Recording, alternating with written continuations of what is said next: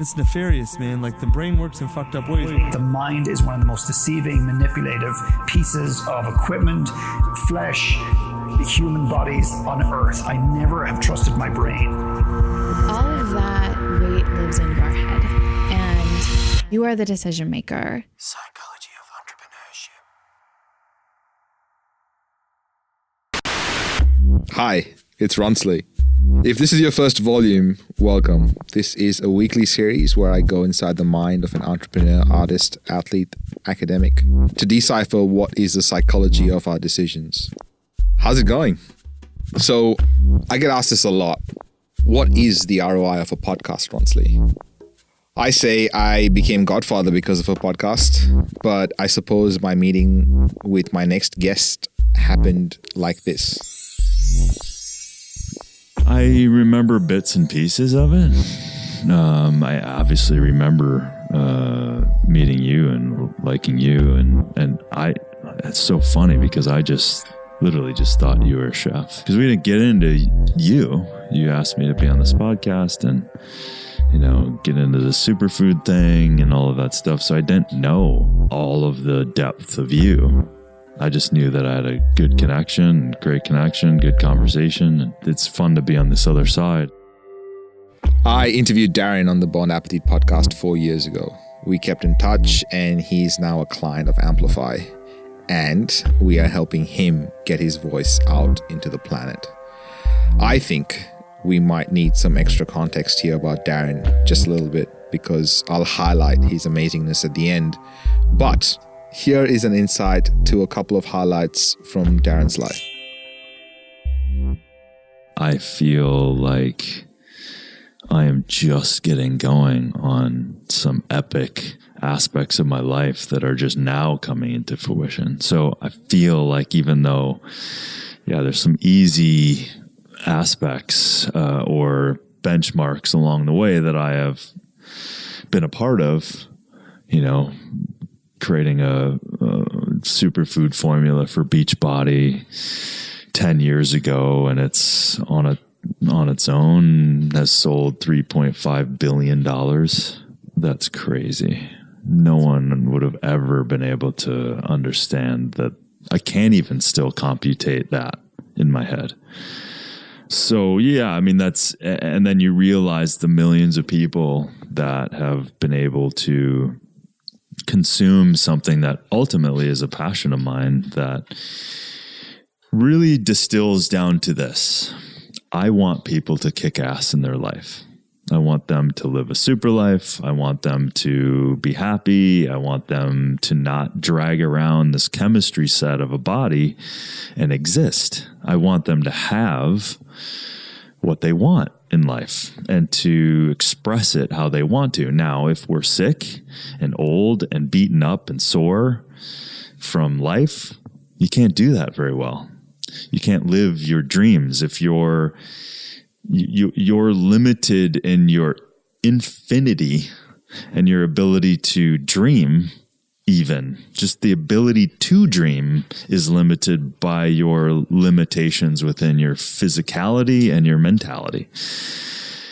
And therein lies all of the unpacking that is, right? The how you're living your life, what you're putting in your mouth, what do you care about, what's your view on yourself, and what's your view on the world? What is that all about for you? And then how are you taking responsibility for yourself and your life? To say that this human does amazing stuff is kind of an understatement. Today, we are going into the mind of a deeply connected entrepreneur who has had the most amazing and horrific things happen. This volume will explore the dichotomy we go through as entrepreneurs, artists, and creatives, which fluctuate between grief and joy. So let's start at the beginning with more context as to how Darin shows up when he gets to a new place. Because since 2005, he has successfully sourced more than 300 foods and ingredients from around the world, working directly with people from Peru, Bhutan, the Amazon region, the Himalayas, the South Pacific, and many other countries in Latin America, Asia, and Africa. When I show up to a place, I'm meeting the people, I'm getting to know them, and then in some cases, just meeting, communicating. When I get to be in those situations, you're then going, okay, how authentically have they been using this herb? I can read something online, but really, let's talk directly to these experts because you cannot find that information. And so learning from that perspective and then backing into how they're growing it, why they're growing it a certain way before it's radically commercialized, because that's really what you're going to then end up being. And especially when you know you're selling, you now have a benchmark of what you need, the standards that you need it in, the active compounds that you need to test it in, and then all of the certifications and auditing that needs to be up to speed.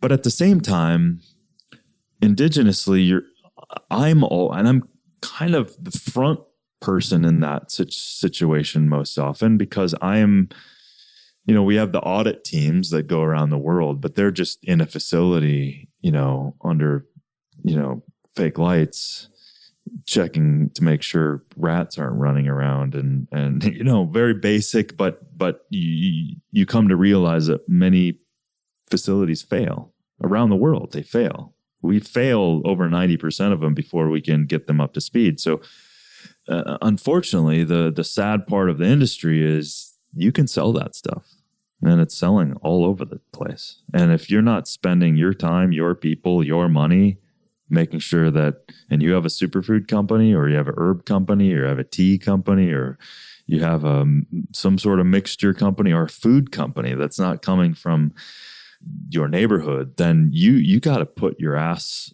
on a plane, on a train, in some cases I've been on a water buffalo. You need to show up. And that's the major difference. I would never say I'm the smartest person in the room, but I'm a ass kicker. The Awa are one of only 2 nomadic hunter-gathering tribes left in the Amazon. According to Survival International, they're now the world's most threatened tribe. Their jungle home is being destroyed by illegal settlements and logging. Undercover investigators have filmed the loggers taking huge tree trunks out of the Awa's territory, but are powerless to stop them.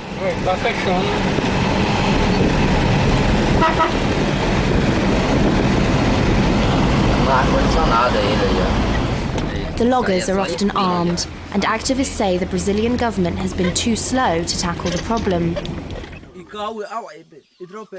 The actor Colin Firth has added his voice to Survival's new campaign, calling on Brazil's leaders for urgent action. That report was about logging companies exploiting Brazil's rainforest that have been accused by human rights organizations of using gunmen to wipe out the Awa. The Awa is a tribe of just 355 people. What the fuck is wrong with us? In 2020, the Indonesian government is planning to convert approximately 18 million hectares of rainforest into palm oil plantations. One of the easiest things to do is show up to a place without any context of how everything works, with solutions to problems that don't exist for the people of the place we show up to. That place can be a village, a company, a team, a family. We are quick with judgment and smart solutions. One of the most common debates is fair wages in developing countries. Darin? I show up. I love to show up and I love to learn in that way. So understanding culture is number one, making sure that those people are happy. They're happy with the scenario of the business relationship, that their wages are not extraordinary, but they're just above average. And that's a very important thing.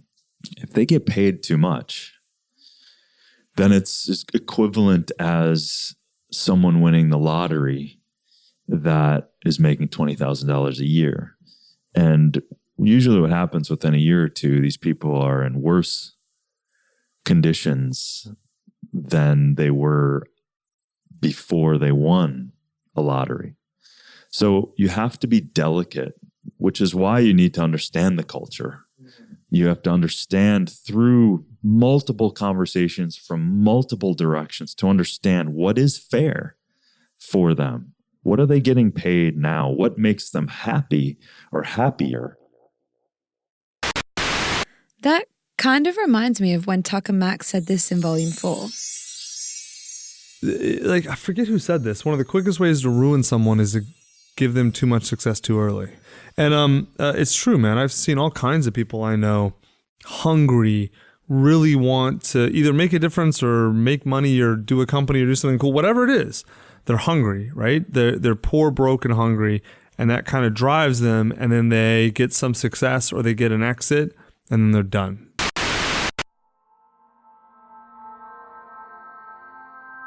Do you know what makes you happy? Are you doing what makes you happy? Or are you waiting for some scenarios to change in your favor for you to do the things that makes you happy? Speaking about what makes us happy, do you know about Bhutan? So Bhutan is the neighbor of northern India, the neighbor of southern China. It's squashed in between these empires. And it's this kind of the last Shangri-La, as they call it, governing their country by gross national happiness, literally, pragmatically. So the best of their ability, they weigh every decision, every major decision on the effect that it has on the pillars that they've set up. And some of those pillars are things like, how will this affect our economy? How will this affect our society? How will this affect our communities? How will this affect our environment? Every decision. When you realize that it's not just this hot pie in the sky idea, that a culture that keep in mind, Bhutan is literally surrounded by 23 of the highest virgin mountains that have never been summited or populated. 23 of the highest virgin mountains in the world. So you might as well be on an island in the middle of the Pacific. You can't just leave. Like, especially for them. There's one airport.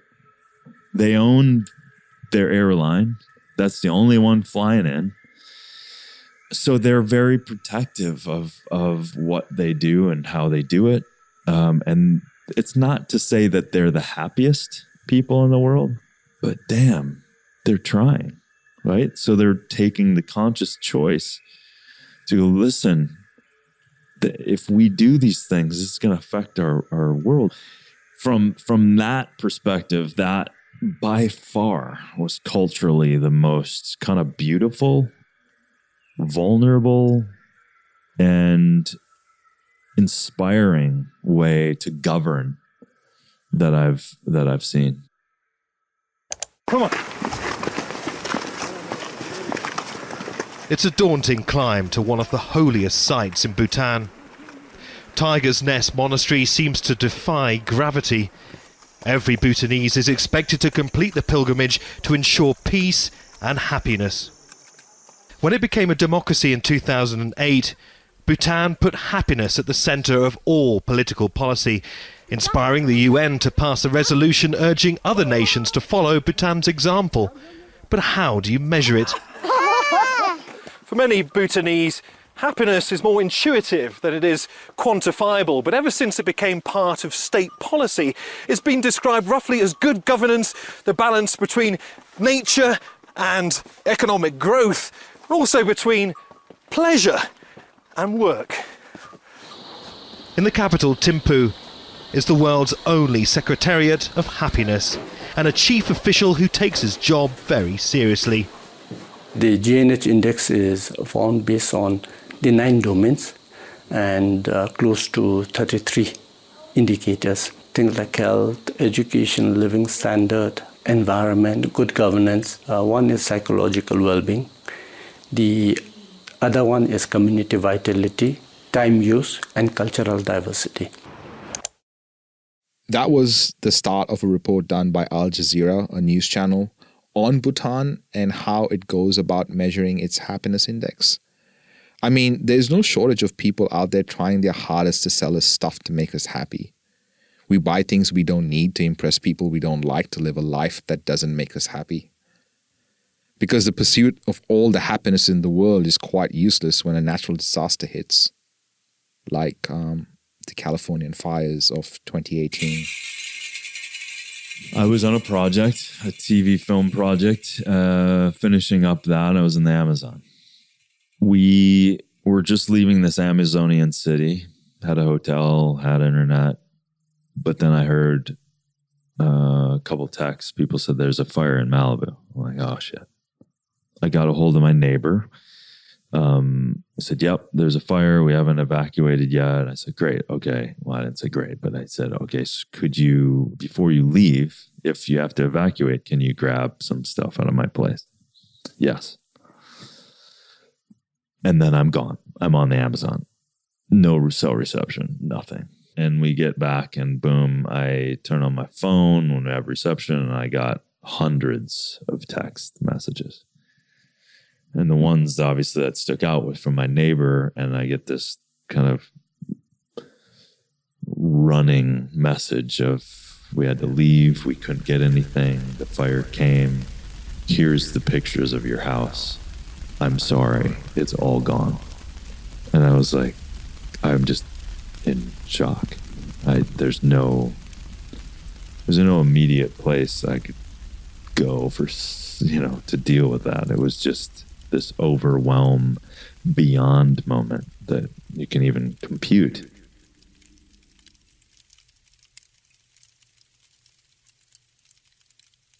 So I'm out, I'm in this, and we have a few days of filming left. I'm just in shock. I can't believe it. I didn't know how to talk about it. And the production team was like, hey, you don't have to do this. We can finish up without you if you want to, or if you want to talk about it on camera. So I started talking about it, and within days, because we were finishing up, I was back on a plane. And the things that were the most shocking is I was on the road for on and off for 3.5 months in 9 countries. And I was exhausted on many levels. Now I'm so exhausted, I don't even have a pillow to go back to. And I'm sitting on the plane going, fuck, I don't have any of that. I don't have nothing. I don't even know where I'm going. I have no place to go to. I can't even get to my property. All of this is hitting me on the plane. Where the fuck am I going? So I get back, and a friend of mine I got a hold of, and I got some random place in Venice. And then eventually, about a week and a half later, they opened up that canyon, and I was able to get back, and I came in my gate and just completely. When we come back, how does one process these kind of emotions when we lose everything?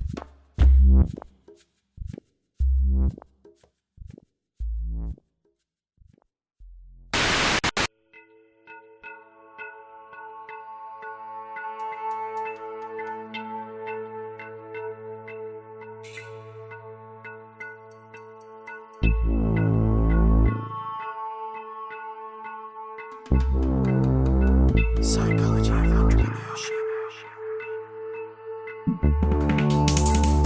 The main objective of this audio project is to bring together entrepreneurs and creatives who share similar values in a place where conversation can be had without judgment.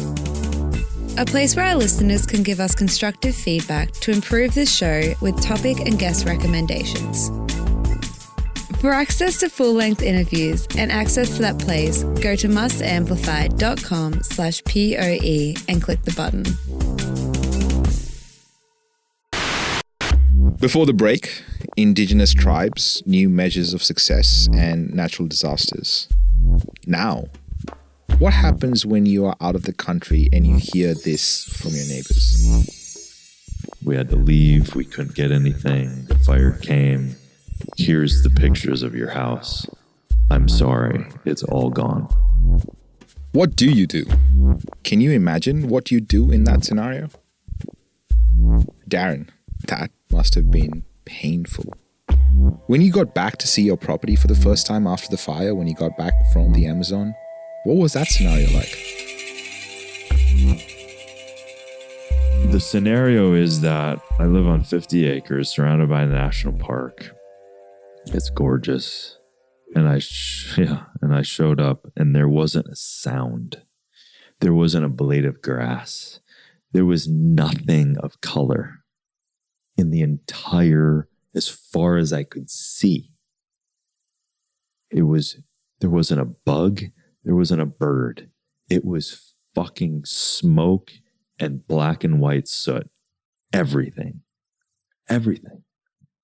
Seeing it has a visceral part of grieving, that really seeing that, oh, nothing survived. Not even that barn or that bridge or that other trailer I had somewhere, or those motorcycles I had in there, or that mower that I just bought, or my dog run that I just made for Chaga. My house is completely gone. My truck, it looked like Chernobyl exploded it. It was rough. And also something that anyone grieving anything, I would just say, don't try to push it away. Just face it straight on. Just face it straight on? A lot of us don't even know what that means by facing something like this straight on. How do we grieve? Do we even grieve? Do we even deal with the pain that's inside us?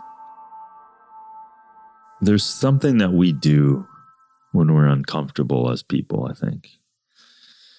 And we avoid emotional pain. We don't want to be vulnerable. So we run around pretending everything's good. And one of my instructors in my master's in psychology program called it spiritual bypass. We just want to jump over all the uncomfortable and get to like, it's all good. We're all one. We're all connected. Fuck you.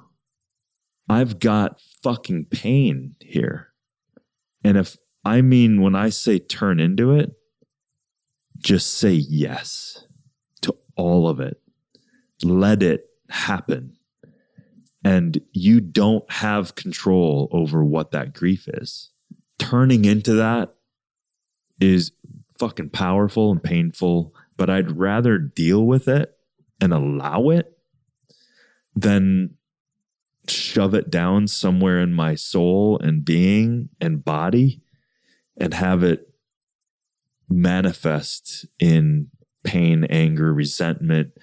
And what occurred for me was I moved through that pretty fast because I did just say, okay, let me feel all of it without putting a judgment on it.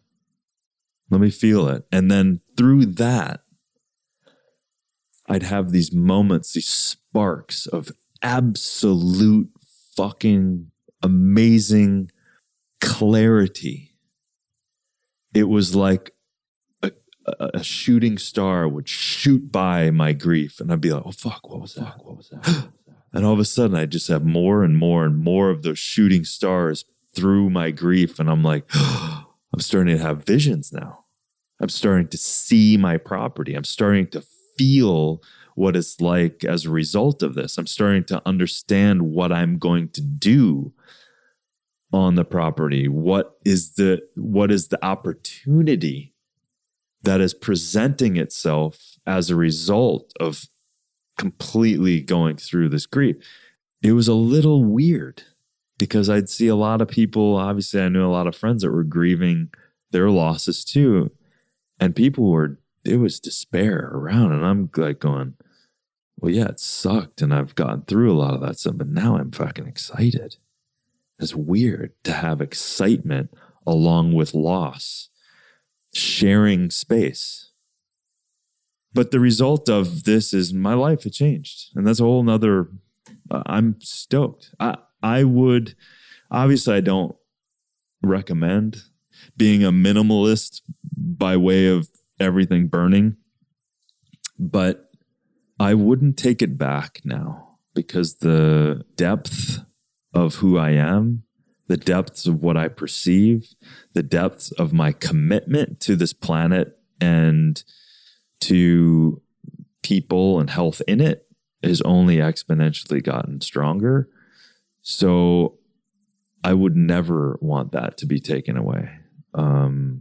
So not that I had control over, but I'd burn my house down again to be able to feel how immensely connected I am to myself and to what I'm committed to doing in this, probably for the rest of my life. Hearing what Darin has to say about how he dealt with grief reminds me of Volume 7, when Kelsey Ramsden talked about how her experience with cancer changed her mindset towards her life. But I can't believe how much of my life I spent pursuing things that didn't actually matter to me.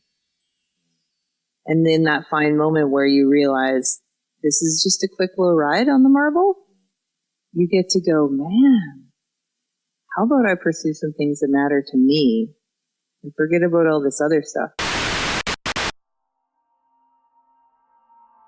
In a few minutes, that last line will make a lot of sense with you understanding Darin and the responsibility he puts on himself.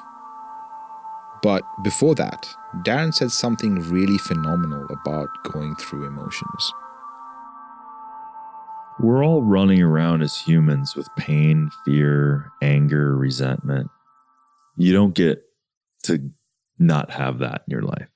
That's a part of it. So why not understand it and move through it rather than living with it? But I've been practicing for as long as I've been aware of trying to confront elephants in the room, trying to be honest and open and curating the understanding of me, myself as a spiritual being living in this life. You're going to deal with all of the emotions. When you have to shut down a business or you failed at something, you have to deal with the emotions. And it's not living in the emotions. It's allowing the emotions to move through without judgment. Mindfulness trains us to welcome our emotions and not react immediately or impulsively. This training allows for greater cognitive flexibility, which can lead to greater freedom of action and greater adaptability. Darin, you were saying something about allowing the emotions to move through you without judgment. Can you talk a little bit more about that? When you allow that to occur without needing to do anything with it, I really believe then that the space will open up for opportunity. And it's first the mindset. I do not believe that things happen to me and I am not a part of it. I take responsibility for myself and my life 100%. And if I'm not consciously aware of something that's occurring, on some level, I am aware of it. And I just don't know it yet. That is a fundamental side of it. So even before the house burned and my father died and all the big events in my life, fundamentally, I know that the universe has always got my back to unfold the level of consciousness in me, to open me up to a level of spirit, love, compassion, kindness, grace that I don't know yet. And if that's my modus operandi of how I live, then it's just, again, the opportunity to move through the grief so that I can yet be on another level of consciousness that is ultimately the most fulfilling and rewarding to my life. Because it's like I'm looking at this door right now. If I'm not willing to go into the pain and open that door, I don't get to see what's on that other side. I don't get it. And then you live in this little room here And that's it. And we all want to control our room. We all want to live a certain way and have this and this, and this is who I am. So I'm not going to do this and I'm going to control that. But if you're not willing to face the challenges, the pain, the fear, the anger, the resentment, if you're not willing to face it, this is as good as it gets. And I just don't believe that. I'm like, the more I do it, the more I know I need to do it. The more I know that on the other side of it, I'm going to be happier. And maybe better word is more joyful, more content, more conscious, more fulfilled. More joyful, more content, more conscious, more fulfilled. You know what, Darin? That sounds super fluffy. Does profit in business count at all? Part of the circle or spoke of a wheel, profit has to be one of them. But we're so goddamn focused on that. It has to be. You have to figure out that, is this truly sustainable from an economic standpoint? Or else you're just begging for money all the time. So for sure, you need to acknowledge that from a business perspective. But I think we don't give enough emphasis to foundational principles of our business. Who's working for us? What's their why? What's our why? Why are we actually doing this? If you're not honest with yourself and going, this is for money, then that's to the degree at which you're limiting your entire business. So just know you're going to struggle. You're just going to struggle. There is no hiding the fact that Darin cares about sustainability above all else. It's ultimately more sustainable when you're truly honest with what you're wanting to do this from. So I think people lack the investigation on that front. And number two, doing the work that sucks. And the work that sucks is building these other pillars up, not just how do I get the best influencer to do all this other stuff? Well, what about your other aspects of your business? What's it for? Like, is it a service? Is it giving something to, is it better? Is your footprint of doing this going to make life better, the environment better, people better? If it isn't hitting something that's absolutely meaningful, what the fuck are you doing? If you're into a thing and you're making money on it, great, good. But what are you doing with that money? That's an energy form. Do something with it. So I think just it plagues entrepreneurial people, it plagues business people, it plagues humans to investigate their reasons for doing things. And that takes vulnerability of yourself. It takes openness to other people and feedback. Because once you know your why, once you know absolutely why I'm doing this, and is it connected to my heart and soul, then the criticism becomes fuel. Not, oh, I shouldn't do this. Fuck that shit. It becomes the fact that you are coming at me gives me a greater and deeper reason that I am absolutely going to do it. And don't pay them any more attention than that. So, anyone doing any business, creating anything, if you get hit with some resistance, which you will, and you fold, then you already know. You don't have the deepest why that you need.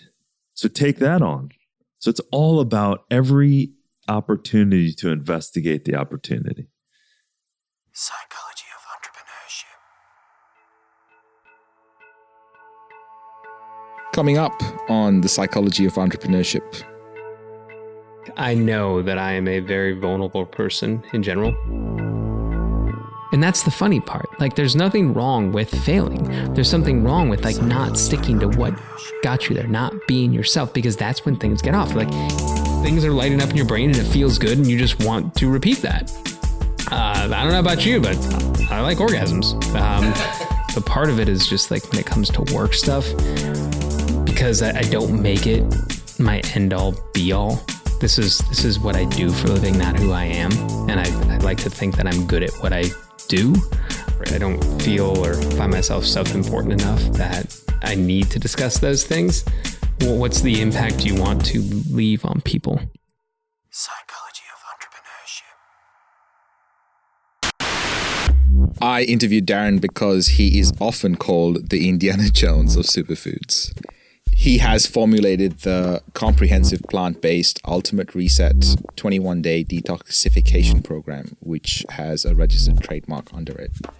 He works with fitness company Beachbody to formulate the popular whole food supplement Shakeology. He studied physiology and nutrition and now holds a bachelor degree in this field as well as a master's in psychology. He is the author of Super Life, the 5 forces that will make you healthy, fit, and eternally awesome.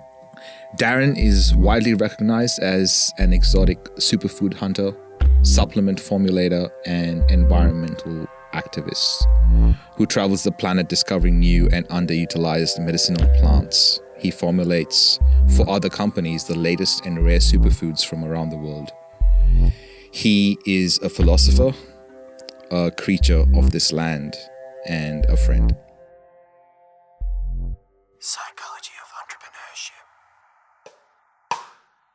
This is a Must Amplify production. Special thanks to every guest expert that has appeared on the show. Editing and sound design by Kelly Bonnyman, Joel Thomas, and Nemanja Bakovic. Voiceovers by Kelly Bonnyman. Guest research and content by Claire Gould and Corinne Castles. Project managed by Shannon Morrison. Produced and hosted by me, Ronsley Vaz. For more episodes and where to listen, go to mustamplify.com/POE. Hey, it's Kaylee from Must Amplify. I'm the sound engineer for this volume of Psychology of Entrepreneurship. I'm a part of the team that made this production come alive. Our team consists of members from all around the globe, with our headquarters based in West End, Brisbane, Australia, the land of the drop bear. For more about the cool stuff that we're up to and to work out of our studios, head to mustamplify.com. Are you still listening? Here's a little gift to you for sticking around, which can lead to greater freedom of action and greater adaptability. To wipe out the Awa, which is a tribe of 300. This fucking stat is so depressing. Hearing what Darin has to say about, oh my God, I can't speak. Sorry, I'm sick. Apparently there's no global warming, apparently. Fucking hell.